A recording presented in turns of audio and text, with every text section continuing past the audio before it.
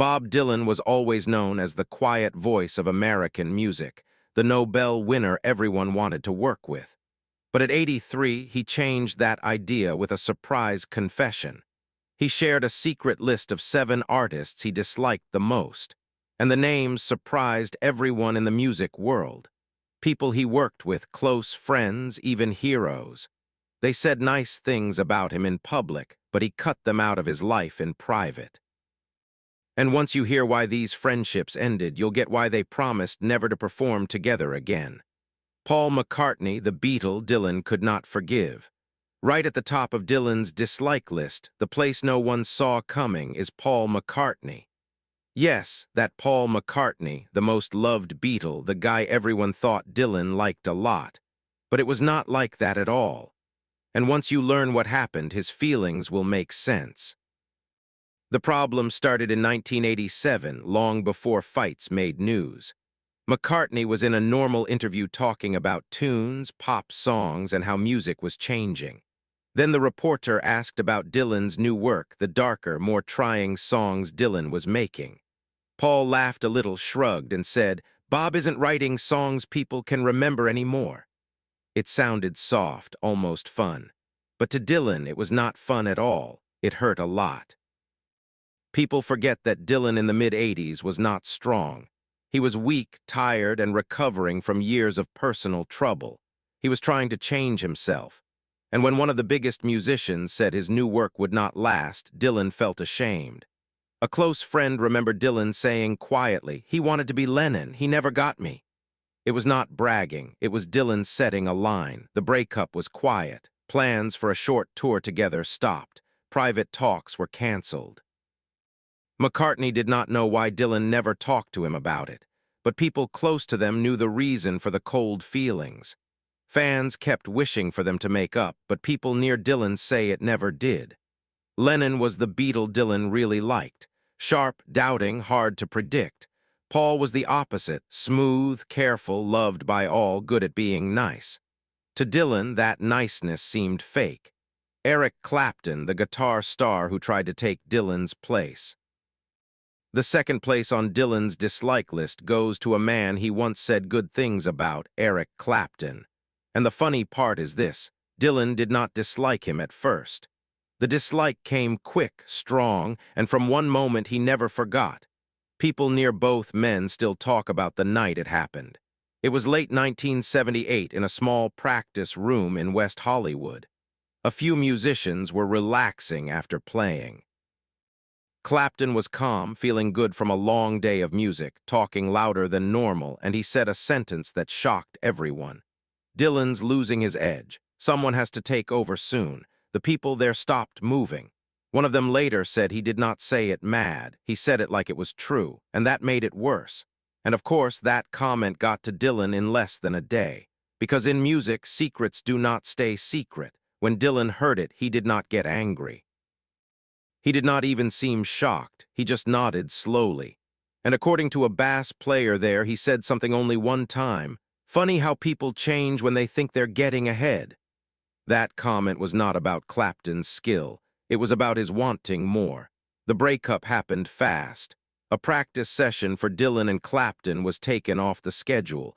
Calls were not answered. Messages were not read. Clapton tried asking people, and finally one worker told him directly, "Whatever you said that night, Bob heard it." Clapton tried to make it better once at a 1981 festival. He walked toward Dylan backstage, hand a bit up, ready to talk. Dylan saw him, made his face tight, turned away, and walked the other way. Clapton seemed really surprised, like he just understood this was not a mistake. It was forever. Joan Baez, the folk queen who broke Dylan's trust. What made Bob Dylan and Joan Baez go from the strongest pair in folk music to hardly talking for years? That's the question fans still ask quietly. Because the split was not just about music. It was personal, very personal.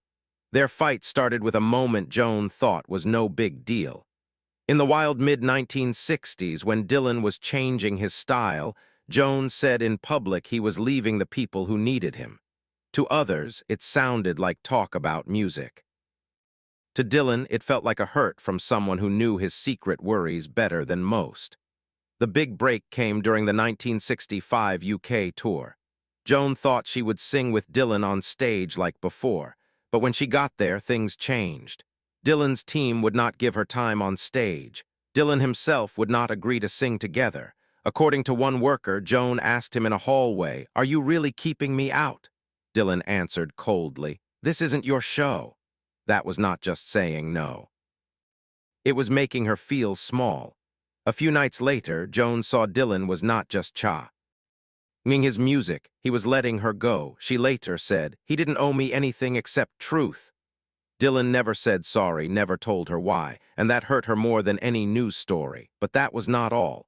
Joan shared the hurt in public. She talked in interviews about Dylan losing his path, about him leaving behind helping others. She did not attack his skill. She attacked his honesty. And that was the thing Dylan protected more than his fame. People near Dylan said he felt open, almost tricked, that the person who knew his weak spots used them against him. He never shouted about it. He just stopped any chance of working with her again. People who suggested they sing together again were told no right away. Dylan later said, "She used my worries to make me feel bad." Their quiet lasted over 40 years. Even when they sang together again at the 1975 Rolling Thunder Tour, it did not fix the hurt. It only showed the bad feelings. Cameras saw them smiling but not really connecting, singing together but not trusting. Lou Reed, the punk poet who made fun of Dylan's heart. Lou Reed got the 4th place on Dylan's dislike list the second he spoke in 1974. He went right at Dylan's true self, and Dylan never forgave him. The moment was in an interview Reed gave for a Velvet Underground project. The reporter asked about Dylan's effect on writing songs. Reed did not wait. He said a line that people still remember today, "Dylan never meant anything to me." Then he added another hurt. "His lyrics are tricks and hiding." People who heard the whole interview said Reed was not joking, not jealous, not even mad. He said it in the same calm voice he used for talking about equipment and guitar sounds. And that's what made it hurt more. It was not personal for Reed, but it became very personal for Dylan. When the words got to Dylan, he did not fight back. He did not answer. What he did was colder. According to someone on his 1970s tour, Dylan nodded once and said, "Let him talk. Quiet will answer him." And that quiet became the fight. Dylan removed Reed from his life. No mentions in public, no even saying his name. Musicians who tried to talk about Reed said Dylan would change the topic fast, like brushing off dirt. The bad feelings grew quietly 10 years later. In the early 90s, in a Rolling Stone interview, a reporter mentioned Lou Reed casually. Dylan looked up, smiled a little, and asked, "Who?" It was not a joke. It was total ignoring, the kind artists fear more than a mean word. Reed heard about it later and said with a sigh, "Of course he said that, but it bugged him more than he let on." And here's the surprise, almost no fans know. Reed once told a friend, "Dylan was too unsure to take me straight." Dylan heard that too. After that, the door stayed shut forever. Leonard Cohen, the poet Dylan loved, then disliked forever. Leonard Cohen has the 5th place on Dylan's dislike list, and it's the saddest one because this fight did not start with making fun or wanting more. It started with liking a lot. Dylan really loved Cohen's work. He said good things about him in public, called him the best level of songwriting, and talked about Cohen with a kindness he hardly showed anyone. And that's why what happened next felt like a trick Dylan could not forget. The breaking moment came quietly in the early 1970s. Cohen was in an interview in Paris and was asked about Dylan's early writing. He smiled nicely, thought a bit, and said his early songs were a bit young compared to the poets I like. He meant it like a school thought, not mean, but that did not matter. That one word, young, hurt Dylan bad. People near Dylan say he read that quote many times, not believing Cohen said it. This was not a rival or someone trying to start trouble. This was the one songwriter Dylan really worried about because Cohen's writing went deep in ways Dylan respected. Hearing Cohen say his early work was not great felt like hearing a teacher say, "You were never as good as you thought." During a random meeting in New York years later, Cohen tried normal talk. Dylan stayed calm, far away. Cohen later told a friend, "Bob talks in puzzles." But people close say Dylan just did not want to let him in again. He could not trust someone who had hurt him in a way no critic could. Their art fight only got more mixed. When Cohen put out Hallelujah, Dylan said nice things in public, sang it in shows, but never talked to him in private. When Cohen said good things about Dylan's simple heart in songs, Dylan said nothing. To others, it felt cold. To those who knew Dylan, it was on purpose. The hurt from that old interview never healed. So tell me, which name on Dylan's list surprised you the most? And which fight do you think should have been fixed? Share your ideas below and don't forget to like, subscribe, and hit the bell so you don't miss the next secret story about music's biggest stars.